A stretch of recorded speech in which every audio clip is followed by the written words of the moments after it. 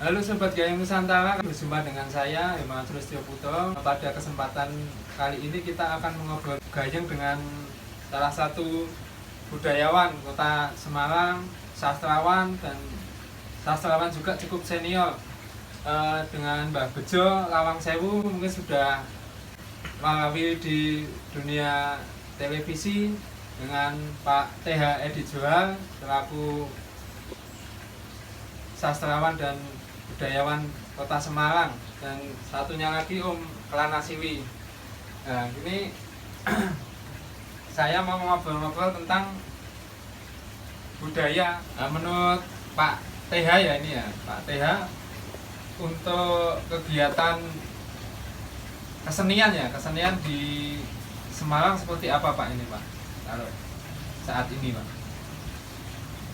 Ya karena masih situasi pandemi, tentu ada kegiatan-kegiatan tapi yang bersifat semacam live streaming. Tapi kalau acara-acara yang mengumpulkan orang kan memang ini agak kesulitan Mas ya. Agak kesulitan ya Pak. Nah Pak TH ini kan selaku pimpinan di KOWE ya Pak, Komunitas Kaligawe. Nah KOWE itu apa Pak? Dijelaskan Pak, KOWE. Ya, KOWE tadi kan udah dengan juga. KOWE itu kan singkatan dari komunitas Kaligawe. Itu bergerak di bidang kesenian apa Pak? Ya kebetulan KOWE itu kan kita teman-teman kita yang sering ngumpul di KOWE itu anak-anak yang senang sastra sama puisi gitu. Pertunjukan juga. Nah kegiatan-kegiatan itu apa aja Pak? Ya dulu ada ngamen baca puisi, bikin pertunjukan teater, termasuk semacam yang sudah kita lakukan itu. Ya. Saya sering lihat di media sosial ya Pak, media sosial jenengan kebetulan juga aktif. Ada kata-kata Presiden ASU lah, itu kok jenengan punya inspirasi Presiden ASU itu dari mana Pak? Kata-kata ASU itu dari mana Pak? Awalnya sebetulnya saya tidak pernah mengatakan hal itu ya. Kalau teman-teman itu kadang-kadang kan menjuluki atau menggombali saya itu dengan Raja Asu, bukan presiden. Ya, tapi Raja kalau Asu. Presiden Tai ya teman-teman lah juga, dari teman-teman juga. Saya tuh di istilahnya di Purwokerto atau di apa gitu? Dinobatkan, ditasbihkan, dibaptis. Ya di Purwokerto itu dengan teman-teman dengan sebutan Presiden Tai lah, dengan Raja Asu lah, saya nggak ada masalah. Mau itu di Purwokerto kan sampean, sajane justru dinaikkan itu. Kenapa kok terlalu dengan kata tai itu, kenapa kok bisa dinobatkan itu, kenapa Pak? Enggak, itu ada teman-teman saja ya, bukan dinobatkan. Nah itu kan jadi diejek-ejek gitu loh. Itu orang Jawa apa istilahnya? Diece? Ya bentuk pujian mengece lah gitu ya. Tapi jenengan tidak sakit hati Pak? Ya saya bersyukur aja karena masih ada yang ngece itu. Gitu ya. Kalau Om Kelana Siwi Om, Apa? perkembangan sastra nih gini Semarang itu piye Om saiki Om? Ya saya kira perkembangan sastra di Semarang kalau secara kuantitasnya bagus ya, artinya banyak bermunculan penyair-penyair baru, apalagi dengan adanya media sosial media itu, sehingga setiap orang sekarang bisa membuat puisi. Nah kalau itu bisa dikategorikan sebagai karya sastra ya, artinya secara kuantitas mengalami penaikan atau situasi yang bagus itu belum bicara dari sisi kualitas. Berarti sisi kuantitasnya ya Om? Iya. Karena memang perkembangan teknologi ya, kalau dulu bikin satu karya itu kan kalau enggak masuk di koran kan enggak ada yang tahu. Betul. Nah sekarang kan langsung diposting, itu kan semua orang tahu, entah itu kualitasnya bagus atau jelek, yang penting kan sudah ada niat berkarya ya. Mungkin seperti itu kan. Mbah, untuk Mbah Bejo Mbah, menurut jenengan, pandangan jenengan sebagai budayawan sesepuh yang banyak membina berbagai macam ide sektor senian ya, termasuk jenengan juga termasuk pekerja seni juga di lapangan turun. Itu seperti apa Mbah kesenian di Semarang, kesenian di Indonesia? Apakah Semarang ini termasuk yang sudah bagus untuk keseniannya Mbah? Ya, kalau saya nyikapi dengan budaya, seni dan budaya itu tidak ada apa ya, harus ada landasan ya. Seni dan budaya, agama ya, dalam arti seni, budaya dan agama, seperti kusir dan kudanya. Seni tanpa budaya itu juga tidak akan jalan. Budaya tanpa agama itu juga tanpa jalan.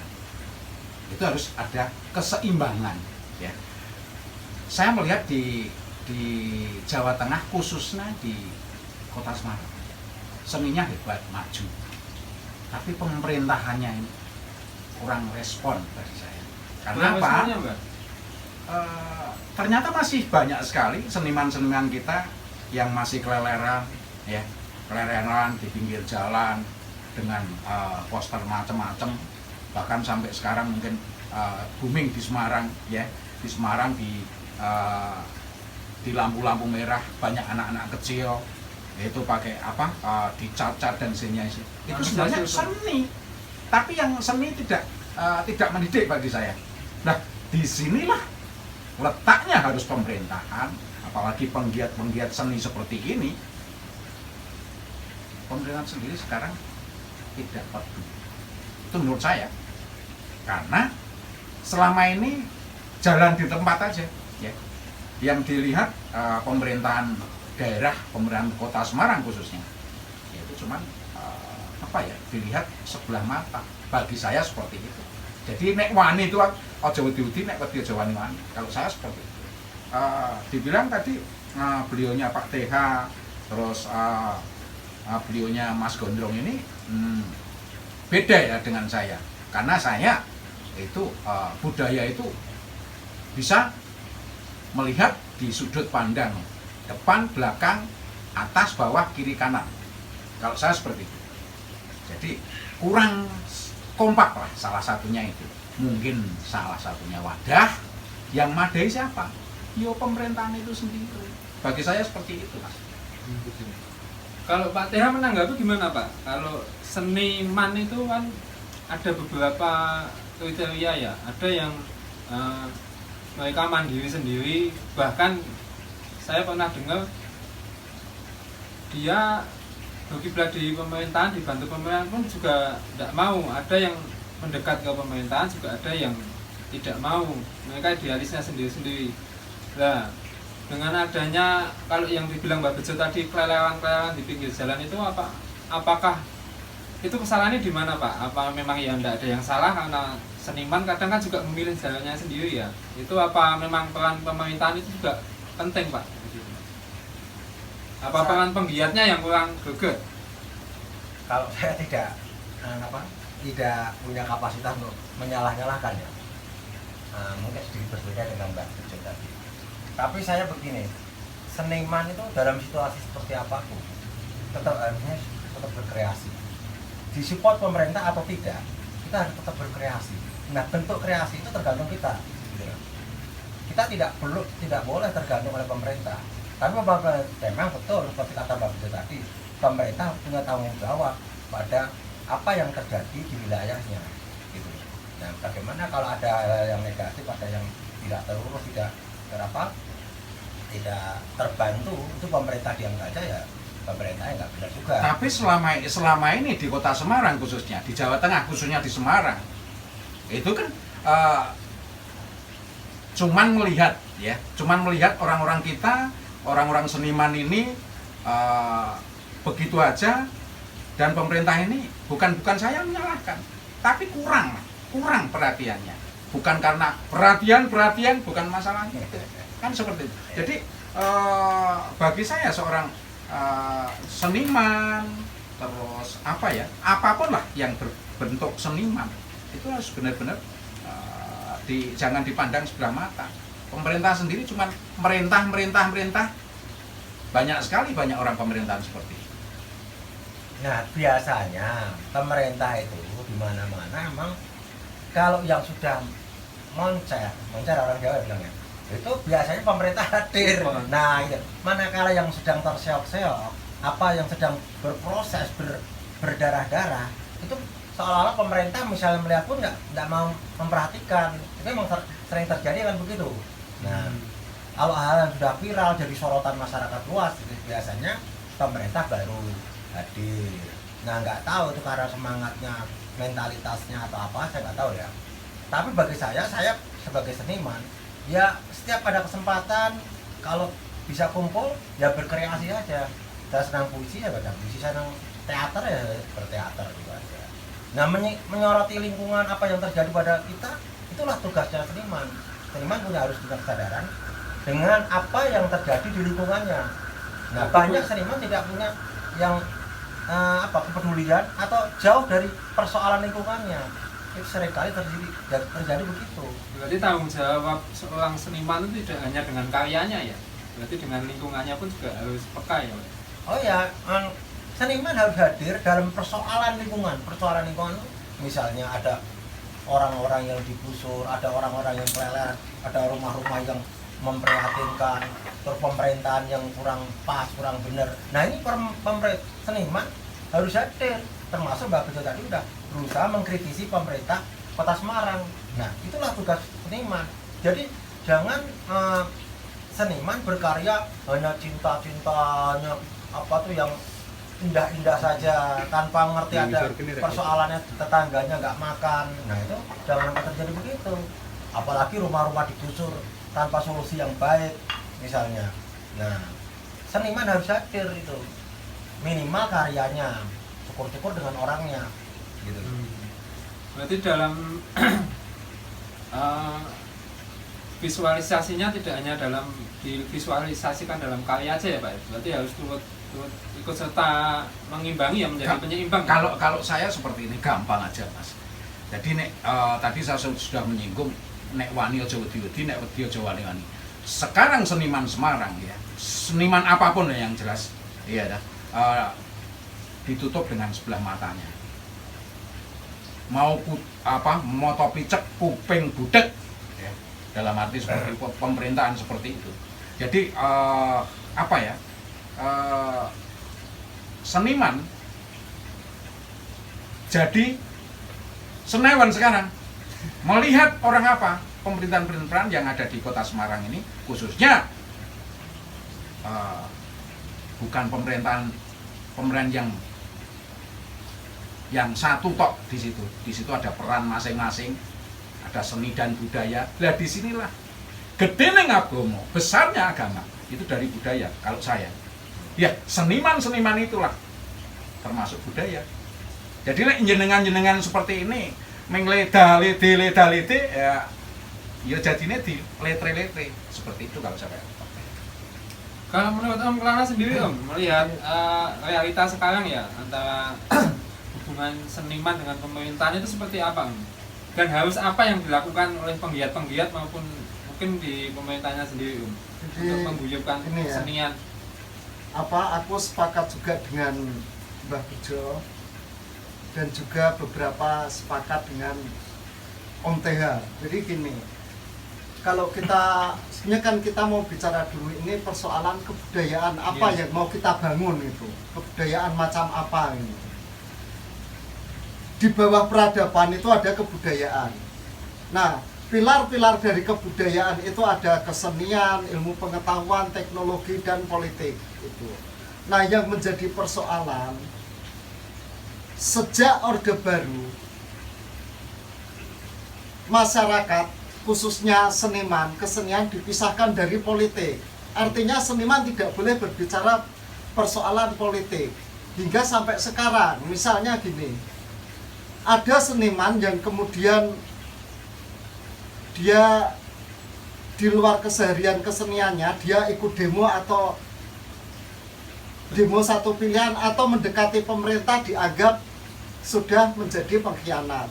Nah, padahal justru menurutku ketika seniman tidak berpolitik, tidak berstrategi, ya nasibnya akan kayak gini. Sekarang mereka selalu tiap hari mengkritisi. Kalau kita lihat misalnya di lagu saja, lagu dalam 1 bulan itu bisa muncul 30 lagu kritik. Itu berarti tiap hari paling tidak ada 1 lagu kritik. Tapi persoalannya yang dikritik tidak juga berubah. Gitu. Nah sekarang ya menurut saya seniman harus berpolitik, dia harus menggalang solidaritas sesama seniman untuk turut berbicara. Ini persoalan kehidupan bermasyarakat ini gimana. Kalau perlu ya di hadapan pemerintah ya, dalam hal ini penguasa. Duduk bersama ya berarti. Bisa lewat duduk bersama atau lewat yang lain, itu kan hanya persoalan Teknis. strategi saja, persoalan teknis. Yang penting bagaimana ada pemahaman. Misalnya gini, saya tidak sepakat dengan pemerintah, Mbah Bejo tidak sepakat dengan pemerintah, Om TH tidak sepakat dengan pemerintah terhadap kebijakannya di bidang kesenian. Tapi masing-masing seniman ini berjalan sendiri-sendiri. Ketika saya membuat gerakan, TH Edi Johar tidak mau terlibat. Padahal sama-sama gerakan ini mengkritisi. Nah, dalam konteks ini, seniman ini terserang penyakit eksistensi gitu. Jadi kalau seolah-olah ikut bersama-sama, eksistensinya menjadi hilang. Nah ini menurutku yang sebetulnya semakin memperlemah relasi antara seniman dengan pemerintah. Nah situasi ini menguntungkan pemerintah gitu. Jadi seniman ya semakin tertindas. Akhirnya ya tadi kita lihat seperti yang dilihat Mbah Bejo, doneng pinggiran dalan awake dicet labur. Yaitu mereka dihadapkan dengan persoalan ekonomi. Mereka tidak lagi berpikir persoalan kesejahteraan atau persoalan politis. Yang penting aku ning dalan iso entuk duit. Kalau kita lihat beberapa kawan kita pengamen itu lagu kritikannya sangat banyak, tapi ya nasibnya masih kayak gitu saja. Eko Tunas, segarang apa Eko Tunas itu ngomong, tapi ya tidak mampu menjebol pemerintah. Itu. Nah, kita terlalu sibuk ini ya, sibuk membangun eksistensi diri, tapi lupa akan menjadi persoalan yang nyata. Jadi persoalan yang nyata itu hanya diadopsi, ditaruh dalam etalase karya, udah selesai. Kalau perlu membuat genre-genre kesenian baru, misalnya Eko Tunas membuat genre puisi komedi. Apa bedanya itu dengan puisi belingnya Remi Silado tahun 75-an? Ya kan menurutku ini kesia-siaan itu. Jadi apa yang ini yang menurut ya komedi, Eko Tunas sendiri itu sebuah komedi dalam relasi kekuasaan antara seniman dengan itu, yang menurutku kayak gitu.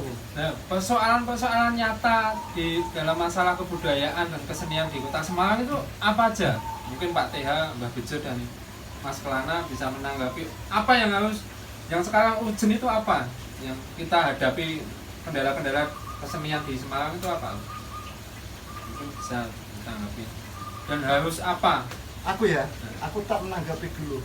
Seniman bisa tidak bisa harus berpolitik. Seniman harus menemukan politiknya sendiri. Jadi seni itu politik ya? Bukan seni itu politik, tapi seni itu harus berpolitik. Kesenian harus mempunyai strategi kebudayaan. Bagaimana dia bisa kemudian menduduki ruang yang sama, paling tidak setrata dengan kekuasaan di situ. Ya, kalau saya menanggapi seperti ini, kontrol di tengah sawah tadi ya, menyenangkan di tengah-tengah pembicaraan, saya betulkan sekali. Cuman ya itu tadi, saya mengkritisi. Sedangkan seniman sendiri, budayawan sendiri, itu khususnya di Kota Semarang, ini enggak bisa akur. Itu. Ya, Saya menyikapi seperti itu. Karena kan juga ada yang ngebawa pemerintahan, mungkin ada yang kurang pas dengan pemerintahan, dan mungkin kendalanya di situ Mbah, tidak bisa disatukan. Dari senimannya sendiri aja sudah nggak nyatu. Makanya bagaimana supaya seniman-seniman dan seniwati, bahkan budayawati itu semuanya sinkron, seimbang. Ayo, saek kopoyo. gempur, umpamanya seperti itu. Ini kalau udah ekstrim lagi kalau saya. Kenapa? Biar ojo kuping budek moto picek. Kalau bahasa kasar saya seperti itu. Ya. Kalau saya seperti itu Pak Tia. Ya itu pendapat jenengan mungkin banyak diamini oleh teman-teman, terutama teman-teman kowe ya.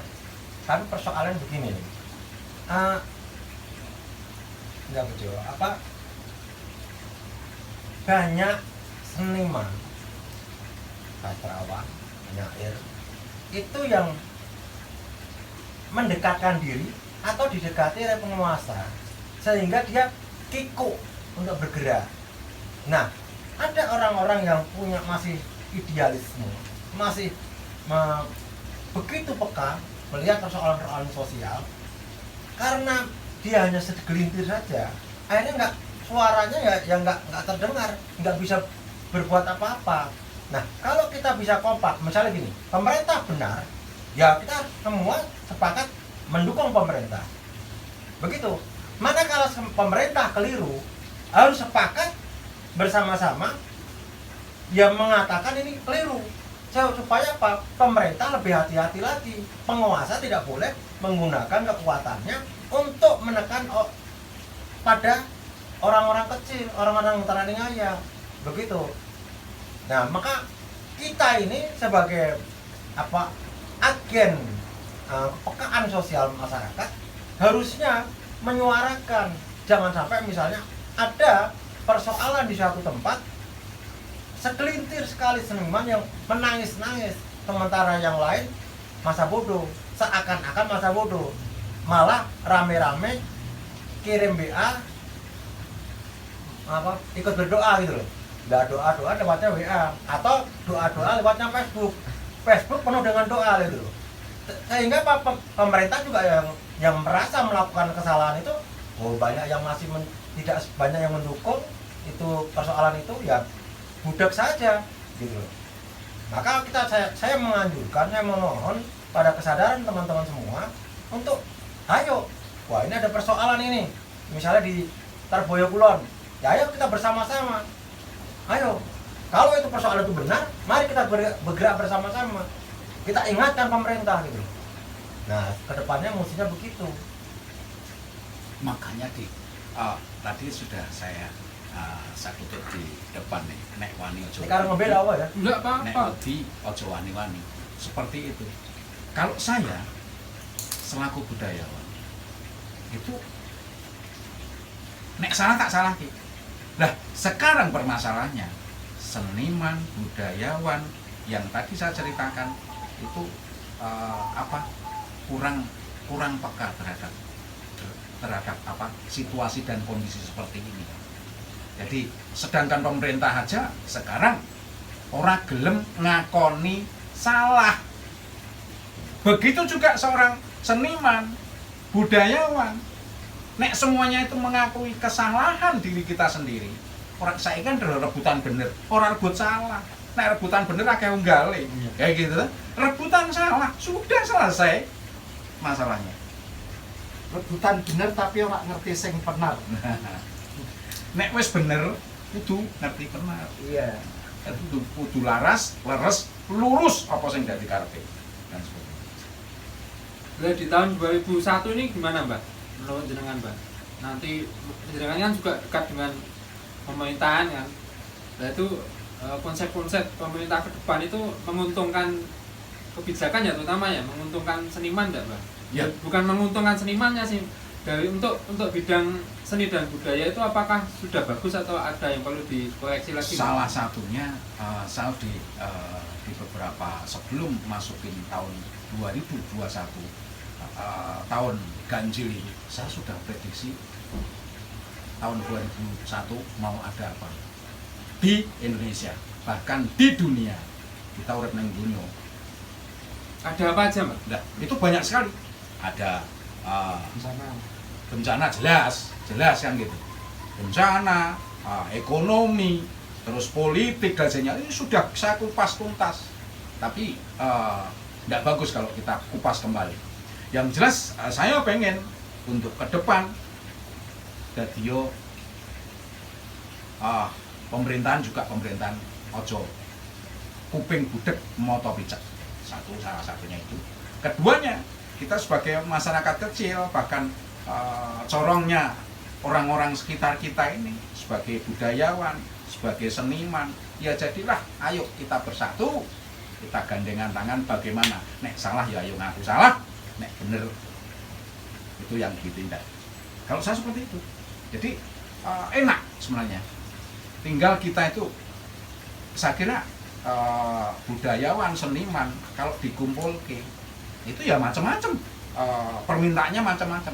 Tapi kalau sudah titik temu, kita diundangi bener, kowe bener sik pemerintah, kan gitu. Kowe belum bener kok ngaku bener, ada salah satunya itu. Jadi saya benar-benar dimanapun ya, saya dimanapun, saya nyorong dimanapun, di media cetak, media elektronik, saya ekstrim. Karena apa? Saya selama ini saya juga bukan di pihak si A, bukan si pihak si B, saya di tengah-tengah. Karena saya tadi saya katakan gede nih agama saka budaya. Lah nek budayane awake dhewe rusak, agawane bubrah. Dan juga seperti itu. Seniman, seniwati, apapun itu semuanya pakai budaya. Budayanya apa? Budaya yang perlu kita jual. Sebelum ada budaya-budaya lain, tanah Jawa ini itu sudah ada budaya. Jatilan, Jalan Kepang, ya, salah satunya itu. Ternyata sekarang digusur semuanya di pinggir-pinggiran. Bahkan mau apa? Di tempat pemerintahan pun harus seleksi dulu dan jadinya seperti itu. Buat sekali-sekali budayawan, seniman ini, seniman apa? Ayo kontes di situ. Oh ini gilirannya ini dikasih ruang, dikasih tempat. Itu baru. Yang jelas saya nyikapi seperti itu. Begitu Mas.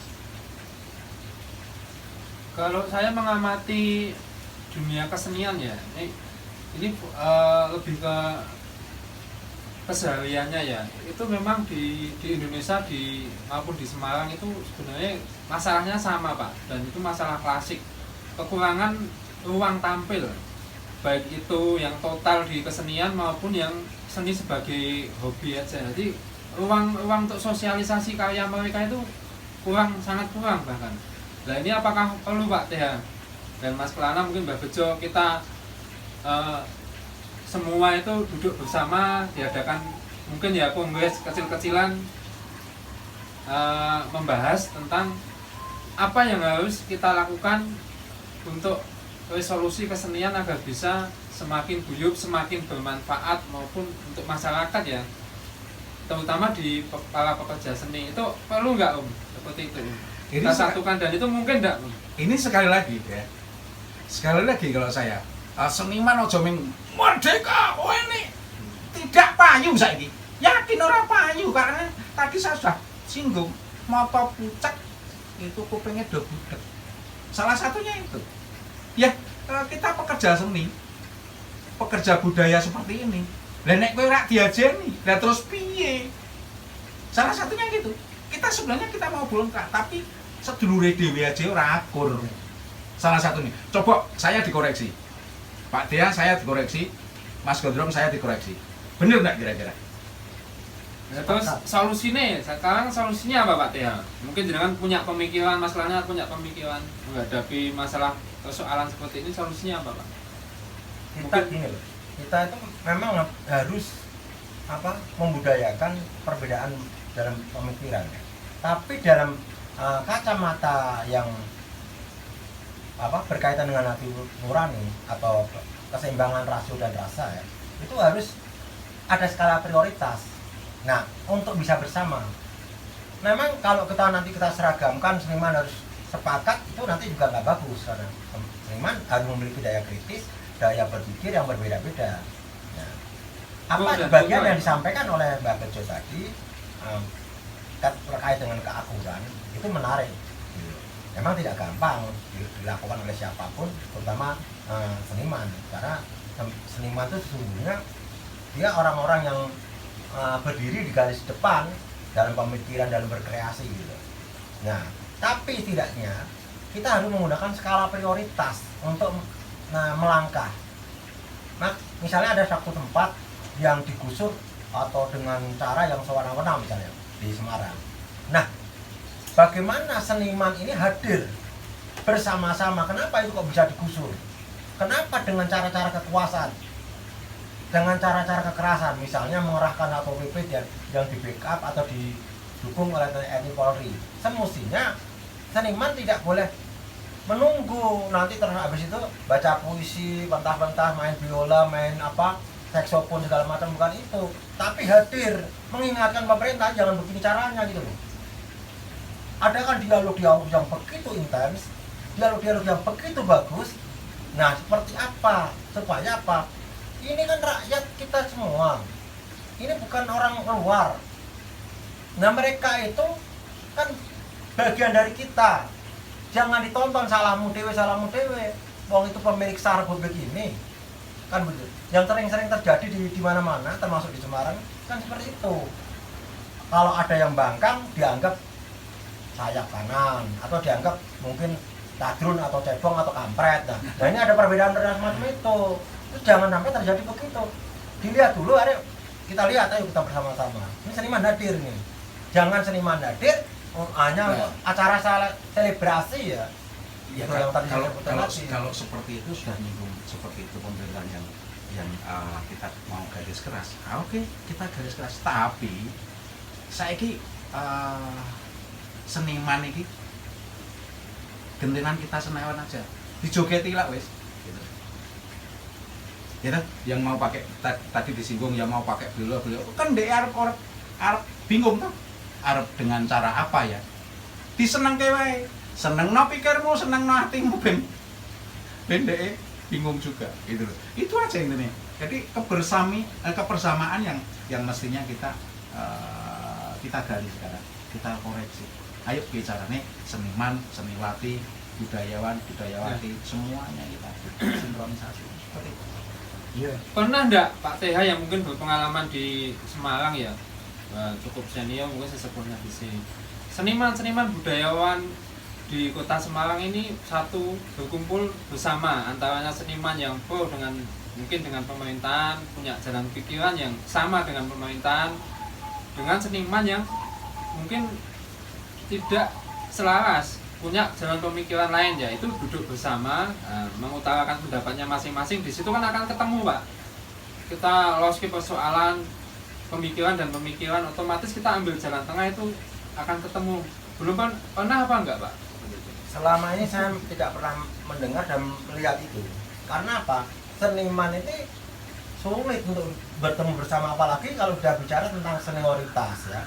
Dia merasa sudah tua, dia merasa sudah dekat dengan kekuasaan dan merasa sudah nyaman. Ya banyak seniman ini koreksi buat teman-teman saya juga. Itu lebih banyak diam gitu loh. Kalau bersuara sendiri-sendiri.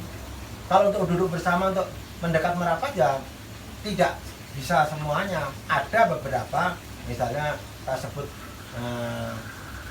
beberapa orang lah itu pernah mencoba mengumpulkan atau bertemu di rumah saya, tapi kan tidak bisa serta-merta didukung atau yang lain-lain gitu. Saya nggak mau sebut namanya. Enggak, maksud saya dalam artian kita duduk bersama, satukan pemikirannya, bukan menyatukan sini punya pikiran apa, ini punya pikiran apa. Kalau nggak ketemu kan di situ kan apa ya, ada win-win solution gitu loh Pak. Jadi kita tuh guyup gitu loh Pak, nggak tersekat-sekat ya. Kalau saya lihat di Semarang juga dari leading sektor manapun juga tersekat-sekat. Kebetulan kan saya juga membina beberapa kesenian di situ. Nah justru ada kotak-kotak itu dimanfaatkan oleh kekuasaan, oleh orang-orang tertentu yang menginginkan itu. Memang ya, disetting ya Pak? Iya, memang justru kotak-kotak itu yang diinginkan. Kalau seniman bersatu, bersama, bisa menggunakan skala prioritas untuk melangkah, nah mungkin penguasa atau pemerintah tidak bisa juga melakukan satu tindakan-tindakan yang kira-kira merugikan masyarakat kecil. Karena apa? Ini nanti kalau sampai pemerintah bertindak arogan atau bertindak gegabah, pemerintah akan disikapi oleh begitu banyak orang atau banyak seniman yang begitu masif. pemerintah tidak nyaman. Nah kadang-kadang ada orang-orang seniman yang dipiara oleh pemerintah, gitu loh. Berarti menurut pemikiran jenengan yang jenengan alami ini seperti itu menurut ya? menurut saya bisa salah ya saya. Ya maksudnya menurut pemikiran jenengan, menurut jenengan. Kalau menurut Mas Kelana sendiri dan Mbak Bejo, Ya, apa? Kalau aku sih sederhana saja, aku melihat ini ya, postur ini, anatomi pemerintahan kita itu mau menghamba kemana itu. Jadi kan saat ini pemerintah kita itu baik dari pusat sampai daerah kan menghamba ke investor itu. Sementara yang di pusat juga dia tunduk dengan pasar global itu. Pasar global itu selalu ditentukan oleh siapa di situ pemodal yang kuat. Nah, parahnya lagi kita tidak memiliki, pemerintah kita tidak memiliki strategi kebudayaan itu. Jika dulu Soekarno punya ini Trisakti, salah satunya berkepribadian dalam bidang kebudayaan, paling tidak itu bisa menjadi benteng kita. Tapi sekarang nggak ada benteng kita. Orang lebih mengenal gojekan-gojekan orang genah di televisi itu daripada TH Edi Johar yang sejak 80 tahun berkarya itu. Saya kira kayak gitu. Jadi posisi kita memang sudah diarahkan ke penghambaan terhadap, kalau saya sebut, kapitalisme. Ya akhirnya sesuatu yang bersifat kontemplatif, bahkan jati diri kita pun menjadi pelan-pelan hilang. Nah ini sebetulnya yang menyulitkan. Tapi saya yakin meskipun bagaimanapun sulitnya, itu tetap bisa dilakukan oleh teman-teman. Dan kita juga tidak perlu risau ketika ada teman kita yang ada di pemerintahan atau pro pemerintahan, ada teman yang berlawanan, menurutku tidak perlu risau. Yang harus kita risaukan adalah kenapa sesama teman yang tidak pro pemerintah itu tidak bisa akur. Nah paling tidak kan menggalang ini dulu. Ini piye, sing memang pemerintah ya wes karepe. Tapi kita tidak. Nah, kita menyatukan yang tidak, menyatukan pretelan kecil-kecil itu, sehingga kita bisa membuat mosaik yang indah. Nah ini kan perlu PR besar dan juga perlu kepeloporan dari misalnya teman-teman yang sudah dianggap merasa dia sebagai seniman sudah berhasil, jo ora gelem bareng-bareng itu. Tapi ini bukan onteha itu. Ya, kita closing intinya sebagai pelaku kesenian, pelaku budaya, tanggung jawab kesenian itu tidak hanya dalam karya nih, ya ada masyarakat, tanggung jawab sosial ya, intinya seperti itu. Oke sobat Geyang semua, cukup sekian dari kami, semoga menginspirasi dan bermanfaat untuk semuanya. Sampai ketemu di obrolan-obrolan Gayeng selanjutnya dengan sosok-sosok inspiratif yang di bidang seni dan budaya. Salam budaya.